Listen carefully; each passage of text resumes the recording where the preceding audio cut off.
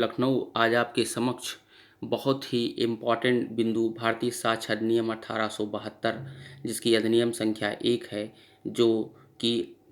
1872 के सितंबर के प्रथम दिन से प्रवृत्त हुआ है। इसके इतिहास और इसकी पृष्ठभूमि के संबंध में महत्वपूर्ण बिंदु आपके समक्ष प्रस्तुत करना चाहता हूं। तो मित्रों, जिस प्रकार आप वीडियो में देख पा रहे होंगे, भारतीय साक्ष्य अधिनियम 1872 की पृष्ठभूमि। तो इसमें एक सबसे पहला क्वेश्चन ये आता है कि भारतीय साक्ष्य अधिनियम के सन 1872 में पारित होने से पूर्व किस साक्ष्य विधि का प्रयोग न्यायालयों में होता था। कहने का तात्पर्य यह है मित्रों कि हमारे 1872 साक्ष्य अधिनियम एविडेंस विधि के अवतरित होने से पूर्व ब्रिटिश भारत में या ब्रिटिश भारत के न्यायालयों में किन साक्ष्य नियमों का प्रयोग उच्च न्यायालयों द्वारा किया जाता था। ये एक बहुत ही बेसिक सा क्वेश्चन आता है और जिसको समझने के लिए हम आगे बढ़ते हैं। तो मित्रों, ये जानिए कि जो है 1872 जो हमारा इस समय इंडियन एविडेंस है, इसके पारित होने से पूर्व जो हमारे यहाँ की इंग्लिश विधि जो चलती थी, जो इंग्लैंड की जो विधि थी, पूर्व में इंग्लिश साक्ष्य विधि के नियमों का पालन जो होता है न्यायालयों में होता था। वस्तुतः यह कलकत्ता, बम्बई और मद्रास के प्रेसिडेंसी नगरों की अदालतों में होता था। कहने का मतलब है कि उस समय जो ब्रिटिश भारत था, उसके अंदर जो प्रेसिडेंसी जो राज्य थे, नगर थे, उन नगरों में जो है हाई कोर्ट्स हुआ करते थे। उनमें वो लोग जो ब्रिटिश गवर्नमेंट थी, वो अपने जिन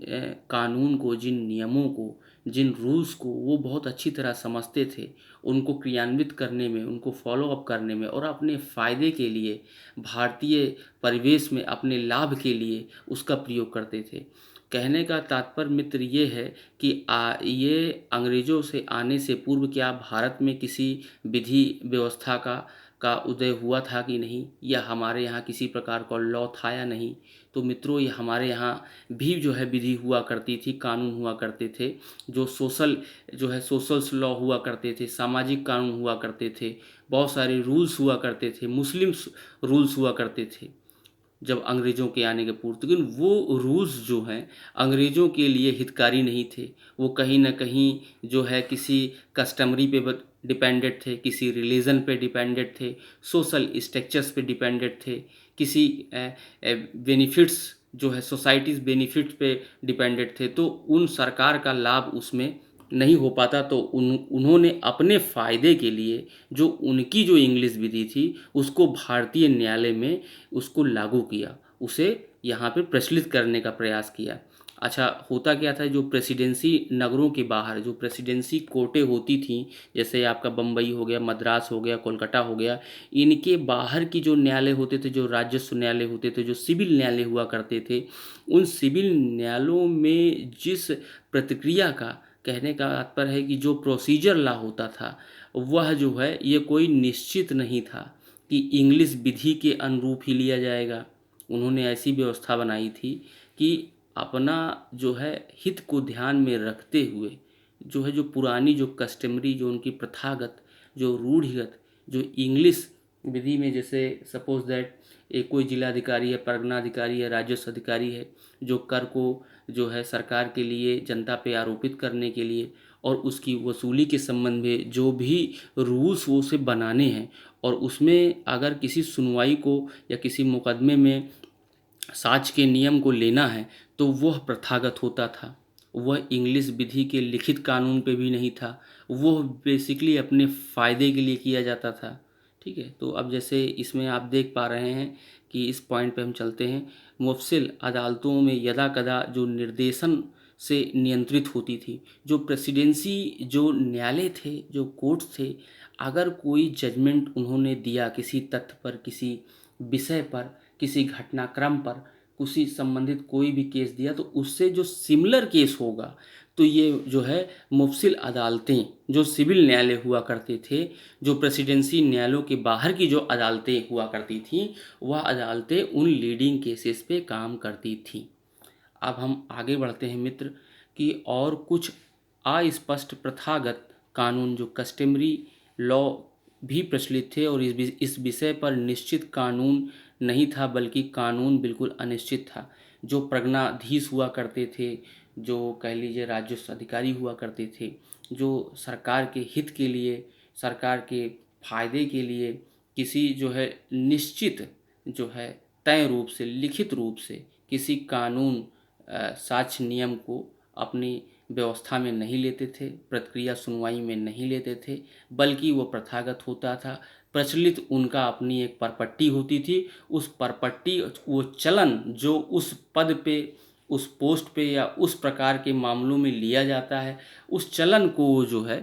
कानून के रूप में, वो कस्टमरी के रूप में उसको प्रयोग में लाते थे। अच्छा मित्रों, फिर इसमें ये निरंतर चलता रहा तो ब्रिटिश भारत में इसके बारे में लेकर के काफ़ी सारी दिक्कतें उत्पन्न होने लगी, तो लोगों ने इसके विरोध में आवाज़ उठाई और इंडियन को जो है कह लीजिए जो इंडियंस थे उन्होंने कई बार इसके बारे में प्रोटेस्ट किया। तो फिर जो है ब्रिटिश गवर्नमेंट ने इसमें सुधार करने के लिए सबसे प्रथम प्रयास जो है वह 1835 की अधिनियम संख्या 1 उस टाइम में किया गया। तो सुधार के प्रयत्न 1835 का अधिनियम संख्या 10 इस विषय पर कानून में सुधार करने का प्रथम प्रयास किया गया, जिसे ब्रिटिश भारत ने सभी अदालतों में लागू किया था। तो उस टाइम में जो सबसे पहले जो यहाँ का जो एविडेंस था, जो साक्ष्य के नियम थे, उस नियम में प्रथम जो कह लिए अमेंडमेंट था, जो सुधार था, वो 1835 में हुआ था। एक जो है कंपटीशन की दृष्टि से इम्पोर्टेंट क्वेश्चन बनता है कि एविडेंस एक्ट के अंतर्गत जो फर्स्ट अमेंडमेंट था, जो कह लीजिए वह जो है सबसे पहले जो था 1835 था, क्या आज़ादी से पूर्व का अगर हम बात करते हैं, ठीक है। तो यह सुधार किया गया और यह आने वाले 20 वर्षों तक जो सुधार के साथ जो चीज़ें अमेंड की गई, वह इस विधि का 20 वर्षों तक का प्रयोग किया गया तथा उन वर्षों में लगभग जो है 11 अधिनियम जो है पारित किए गए, जिसके सुनवाई के दौरान में, उसके प्रयोग के दौरान में इस जो है 20 वर्षों तक इस कानून का, इस अमेंडमेंट विधि का प्रयोग किया गया, ठीक ना। और ये माना गया कि इसमें अभी और भी कुछ सुधार की आवश्यकता महसूस की गई, बहुत सारी कमियां थी, उनको महसूस किया गया। फिर मित्रों जो है इसमें दूसरा जो सुधार किया गया साक्ष्य विधि में, जो इंडियन एविडेंस एक्ट 1872 में जो सेकेंड अमेंडमेंट किया गया, सुधार किया गया, उसमें यह आया, ये 1855 में अधिनियम संख्या 2, जो बहुत ही इम्पॉर्टेंट और महत्वपूर्ण सुधार किए गए। लेकिन इसका प्रभाव जो है मुफस्सिल अदालतों की दोषपूर्ण और अस्पष्ट प्रणाली पर नहीं पड़ा, क्योंकि अगर वह एविडेंस में सुधार तो लाए, लेकिन वो जनता के हित के लिए नहीं कर सकते थे। जो जनता की जो अदालतें हुआ करती थी, राजस्व न्यायालय हुआ करते थे, सिविल न्यायालय हुआ करते थे, उन न्यायालयों में अगर ये ऐसा सुधार कर देते तो जो इनका एडमिनिस्ट्रेशन था, जो इनका मनमानापन था, जो प्रशासन करने का जो तरीका था, उसमें निश्चित ही कहीं ना कहीं व्यवधान उत्पन्न होता। तो उन्होंने ये चीज़ रखी कि आप बाउंड नहीं हैं, राजस्व न्यायालय, सिविल न्यायालय बाउंड नहीं हैं कि उस इंग्लिश साक्ष्य विधि के नियमों को हूबहू तय रूप से लागू किया जाएगा। वह चाहें तो वह अपनी पुरानी परपट्टी को ही हिसाब से उस